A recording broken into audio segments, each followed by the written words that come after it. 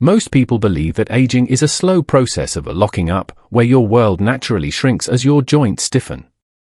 But what if the difference between feeling trapped in your body and feeling freer was only 300 seconds? It's time to stop mourning the mobility of your 20s and start mastering the 5-minute ritual that makes your 70s feel like a second wind. Arthur didn't wake to the melodic trill of the morning birds, though they were certainly busy outside his window. Instead, his day began with a heavy realization that the quiet truce of sleep had ended. He lay perfectly still for a moment, the cotton sheets feeling like leaden weights across his shins. In the stillness of the room, he performed a mental roll call of his own anatomy, and the report was never good. When he finally shifted to his side, the symphonies began. It wasn't a grand orchestral swell, it was a rhythmic, percussive series of protests. His lower back felt as though someone had poured wet concrete into the joints overnight, and it was now hardening into a stubborn, unyielding block. As he swung his legs toward the edge of the mattress, his knees offered their familiar refrain, a sharp snap followed by a gritty crackle and a final, hollow pop. It was a soundtrack he hadn't asked for, a gritty reminder that the fluid grace of his youth had been replaced by the friction of time. For a man who had spent decades navigating the narrow aisles of a library, reaching for high shelves and crouching to file low folios without a second thought, this betrayal felt deeply personal. His body used to be his most reliable companion, an invisible vessel that carried him through hikes and long afternoons in the garden without ever demanding a thank you. Now, it felt like a temperamental tenant he had to negotiate with just to reach the bathroom. The mental toll was heavier than the physical ache. There was a quiet, persistent grief in realizing that his world was shrinking, one stiffened inch at a time. Every movement was now a calculated risk. Is the juice on the top shelf worth the reach? Can I make it to the door before the bell stops ringing? He felt less like the master of his own skin and more like a prisoner behind bars made of calcium and locked tendons. He sat on the edge of the bed, his feet hovering just above the cold floorboards, bracing himself for the first standing moment of the day. The garden was out there, vibrant and waiting for the spring planting, but as he stared at his stiff, swollen knuckles, the backyard felt as distant as the moon. He was 72, and as the house creaked around him, Arthur felt like he was finally beginning to creak right along with it. The kitchen was filled with the soft, amber glow of a sun that seemed far more energetic than Arthur felt. He moved with a gingerly gait, his slippers whispering a rhythmic hush-hush against the linoleum. The routine should have been simple: grind the beans, heat the water, and reach for the heavy, ocean blue ceramic mug his daughter had given him years ago. It sat on the uppermost shelf, a spot he'd chosen back when his reach felt like a natural extension of his will rather than a negotiation with gravity. He raised his right arm, and immediately, the familiar catch in his shoulder signaled its protest. It was a sharp, biting pinch that radiated down to his elbow, stopping his hand mid-air. Arthur paused, his fingers inches from the handle, and took a shallow, frustrated breath. He tried again, shifting his weight to his tiptoes. His calves burned, and a fine tremor began to vibrate through his outstretched hand. The mug shifted, its base scraping against the wood with a hollow, taunting sound, but his grip wouldn't close. For a long minute, Arthur stood there, arm half raised, staring at the blue glaze. It was such a small thing, a piece of pottery, a few inches of height. Yet, in the silence of the kitchen, it felt like a mountain peak he could no longer summit. He thought of the step stool in the pantry, that sensible solution he had relied on for months. But today, the thought of fetching it felt less like a tool and more like a white flag. He lowered his arm, the dull ache settling into a throbbing heat. He looked out the window at the overgrown rosebushes in the garden, their branches tangling and reaching for the sky with a wild freedom he envied. He had spent his professional life surrounded by stories of heroes who overcame impossible odds, yet here he was, defeated by a cupboard. A sudden, cold spark of defiance flickered in his chest. It wasn't the loud, crashing anger of his youth, but something quieter and more durable. He was tired of the negotiations. He was tired of the sensible workarounds that only served to mask the slow evaporation of his independence. "This is just how it is now," he whispered to the empty room. The words tasted like ash. He realized then that if he accepted the shelf was too high, soon the garden would be too far, and eventually, the porch would be a distant shore. He didn't want a miracle, he just wanted his life back, 5 inches at a time. He didn't pour the coffee. Instead, he sat at the kitchen table, his jaw set in a line of stubborn resolve. The symphony of cracks and pops was still playing, but for the first time, Arthur wasn't just listening, he was looking for a way to change the tune. Arthur remained at the kitchen table long after his coffee had gone cold, the defiance from earlier still simmering in his chest. It was then that he saw it, a small, folded brochure tucked into the back of a community center newsletter his daughter had left on the counter. The title was printed in a friendly, unassuming font, The 300-Second Shift, A Senior's Guide to Morning Mobility.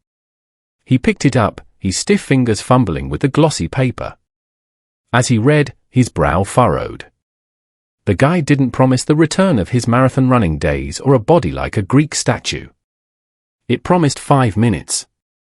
Just 5 minutes of gentle, intentional movement designed to oil the hinges of the body. A dry, cynical laugh escaped him, sounding loud in the quiet kitchen. 5 minutes, he muttered. He thought back to the decades spent in the dim light of the library archives, the thousands of hours spent leaning over mahogany desks and hauling heavy crates of genealogies. He had spent the better part of 50 years slowly, methodically winding himself tight like a grandfather clock that hadn't been serviced since the 70s. The idea that 300 seconds could undo the calcified legacy of half a century felt like a cruel joke. It felt like trying to put out a forest fire with a teacup. He looked at the diagrams, simple sketches of people breathing, rolling their shoulders, and gently arching their backs. It looked too easy to be effective. In Arthur's world, meaningful change usually required a mountain of effort, a thick bibliography, and years of study. This felt like a shortcut, and Arthur had never been a man for shortcuts. Yet, he looked back at the top shelf where the blue mug sat out of reach, a silent monument to his limitations. The skepticism remained, thick and heavy, but beneath it was a desperate, quiet what if? What if the experts were right? What if he didn't need a total overhaul, but simply a different way to start the engine? Fine, he whispered, smoothing the brochure flat on the table with the palm of his hand. 1 week. He wasn't convinced, but he was willing to be proven wrong. He set the brochure next to his toaster, a silent pact made between a man and his stubborn bones. Tomorrow, when the symphony of cracks and pops began, he wouldn't just endure it. He would give the clock 5 minutes to see if it could still find its rhythm. The sun hadn't quite cleared the horizon on Monday when Arthur found himself standing in the center of his living room, feeling profoundly ridiculous. He was dressed in his usual flannel pajama bottoms and a worn t-shirt, clutching the brochure like a map to a city he wasn't sure he wanted to visit. The silence of the house seemed to amplify the internal voice that told him this was a young man's game or, at the very least, a flexible man's game. He began with the neck half-moons, slowly rolling his chin toward one shoulder and then the other as the guide instructed. It was a simple enough request, yet his body reacted with immediate suspicion. Instead of a fluid, sweeping motion, his neck moved in a series of jagged, mechanical hitches.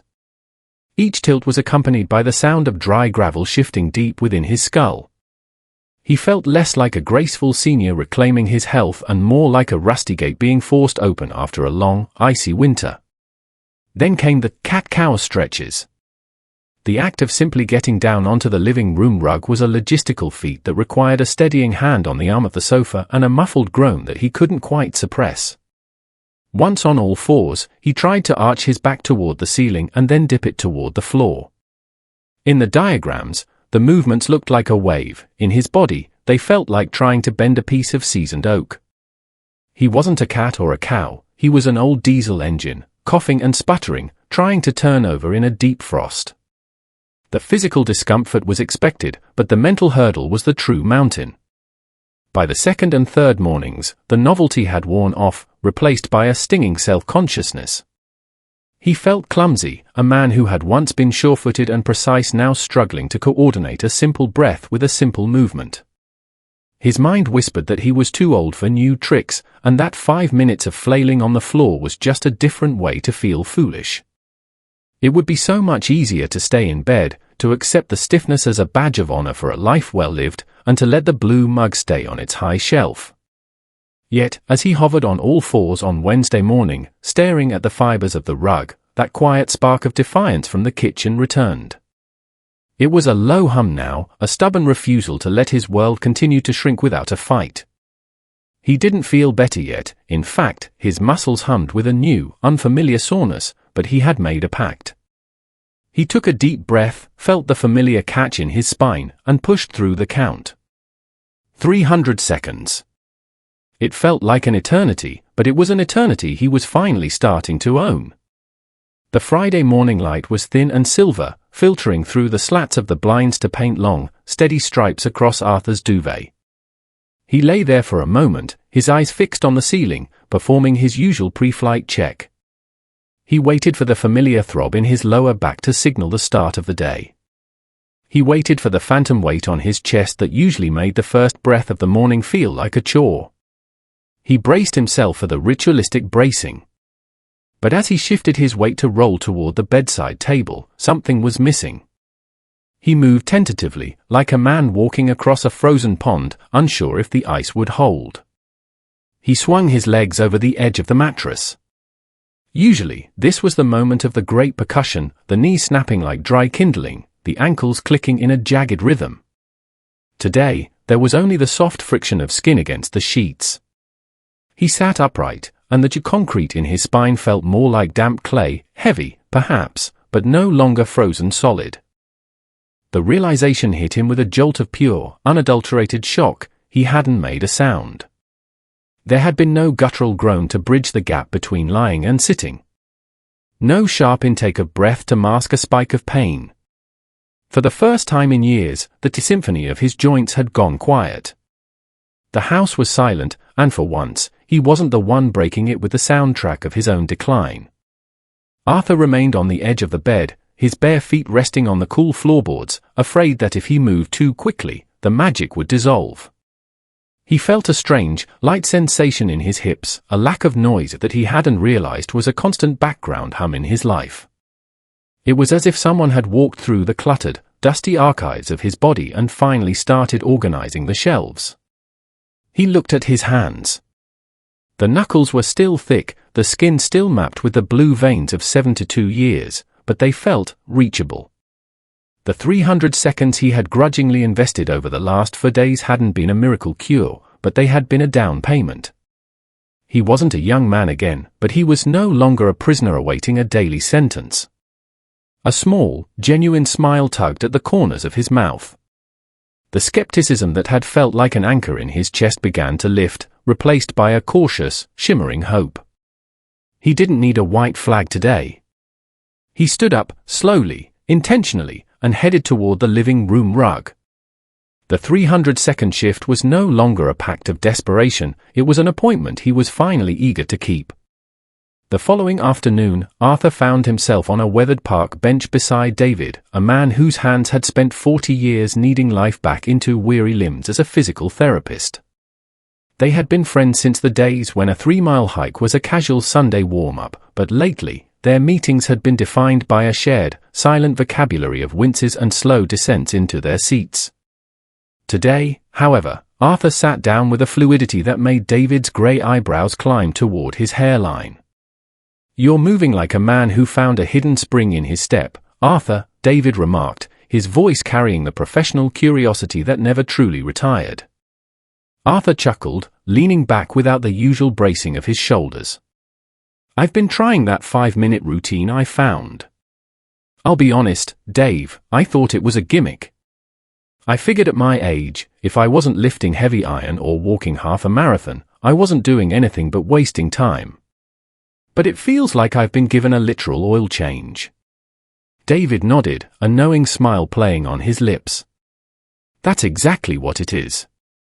Most people think aging is strictly about losing muscle or bone, but for most of us, the real thief of independence is the drying out. You see, your joints are encased in a little capsule filled with synovial fluid. Think of it as high-grade lubricant for your hinges. He gestured to Arthur's knee, which remained comfortably bent.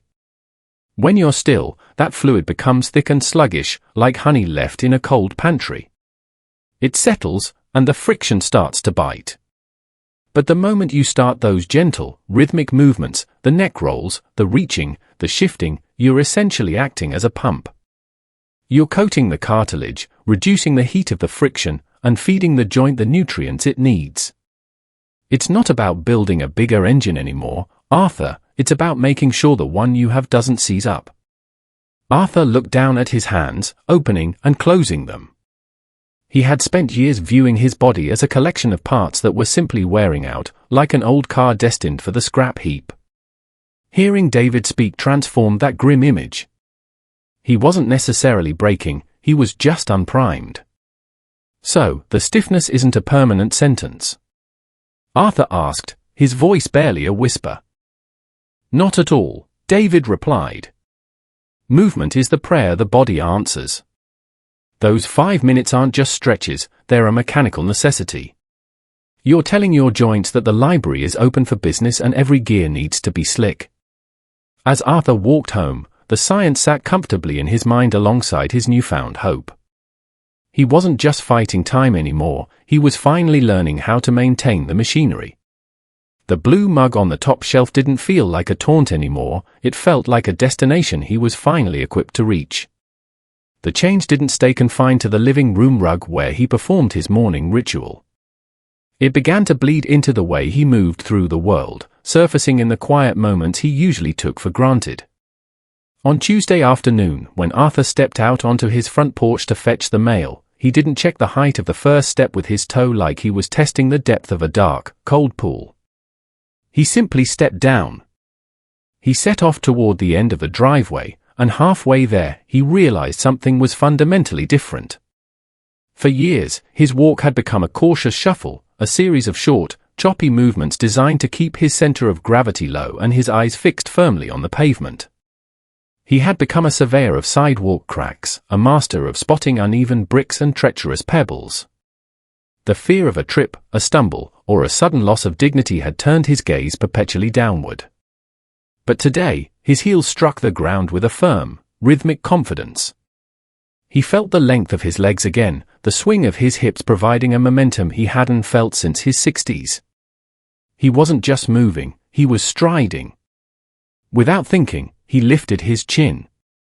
The sky was an impossible, piercing blue, and the tops of the oak trees were beginning to bud with the pale green promise of spring.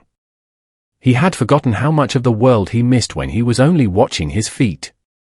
As he reached the mailbox, his neighbor, Mrs. Higgins, was out walking her golden retriever. Usually, Arthur would offer a muffled greeting to her shoes and keep moving, his energy focused entirely on the mechanics of balance. This time, he stopped.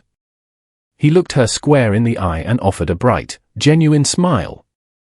"Lovely afternoon, isn't it, Sarah?" he said, his voice sounding steadier and more resonant than it had in months. The surprise in her expression was subtle, but it was there. She smiled back, lingering for a moment to chat about the weather. As he walked back up the driveway, clutching a handful of envelopes, Arthur realized that the 300-second shift had done more than just oil his joints. It had dismantled the invisible cage of his own hesitation. He wasn't just reclaiming his mobility, he was reclaiming his presence. He was no longer a ghost haunting his own neighborhood, he was a man standing tall, finally looking the world in the face again. Arthur stood at the gate of his backyard, the rusted latch clicking open with a sound that had once mirrored the protest in his own wrists. For months, the garden had been a source of quiet shame, the rose bushes were unruly, the flower beds choked with the skeletal remnants of winter. But today, the air smelled of damp earth and possibility, and he didn't feel the usual urge to turn back toward the safety of his recliner. He knelt down on his garden pad, a movement that only a week ago would have required a complex series of maneuvers and a silent prayer. Now, his knees bent with a muted ease. He spent the first hour lost in the rhythm of the shears. Snip! The dead weight of a dry branch fell away. Snip! He reached deep into the center of a lilac bush, his shoulder rotating smoothly, the catch he had feared nowhere to be found. He wasn't calculating the cost of every reach or the heavy tax of every bend. He was simply present, a part of the seasonal awakening rather than an observer of it. It wasn't until the sun began to dip behind the neighbor's fence, casting long, violet shadows across the fresh mulch, that Arthur finally stopped to wipe the sweat from his brow. He stayed there, sitting back on his heels, and let out a long, slow breath. It hit him then, a realization as sudden as a summer rain. He hadn't thought about his back. Not once. Not when he carried the heavy bag of potting soil, not when he reached across the trellis, and not even when he stood up to stretch. The constant, nagging internal dialogue of be careful and not too far had been replaced by the quiet satisfaction of a job well done. He looked at his hands, stained with the rich, dark soil of his reclaimed life. The 5-minute ritual he performed on the living room rug had been a modest seed, but the harvest was immeasurable. He had traded 300 seconds of discipline for 4 hours of unadulterated joy. As he gathered his tools, Arthur didn't feel the familiar, agonizing locking up that usually signaled the end of his day. He felt tired, certainly, but it was the clean, honest fatigue of a man who was finally, undeniably, free. Arthur was leaning against his front gate, admiring the newfound order of his rosebushes, when he saw Martha from 2 doors down. She was navigating the sidewalk with a heavy, rhythmic caution, her hand resting firmly on the handle of a sturdy cane.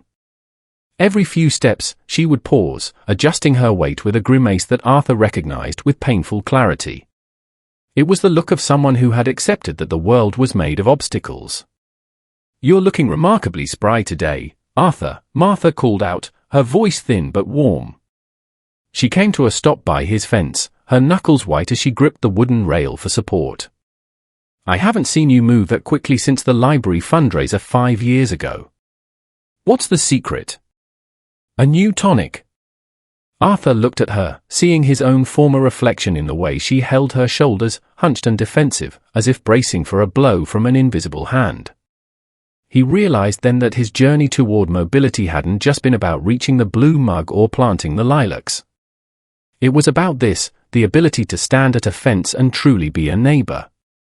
When you are a prisoner of your own stiffness, you have no energy left for anyone else. "No tonic, Martha," Arthur said, stepping away from the gate with an ease that made her eyes widen slightly. "Just 300 seconds a day. I call it the morning 5. It sounds like nonsense, I know, but it's been the difference between watching the garden and being in it." He saw the flicker of weary skepticism in her eyes, the same heavy doubt that had almost kept him in bed a week ago. Without a second thought, Arthur set his watering can down. "Here, just try one with me. Right now. You don't even have to let go of the fence." Right there on the sun-drenched sidewalk, Arthur began to lead her through the gentle rotations. He showed her the neck half-moons, moving his head with a slow, deliberate grace, and then the shoulder openers that felt like uncurling a wilted leaf. As Martha mimicked his movements, her cane remained leaned against the fence, forgotten for a few brief moments.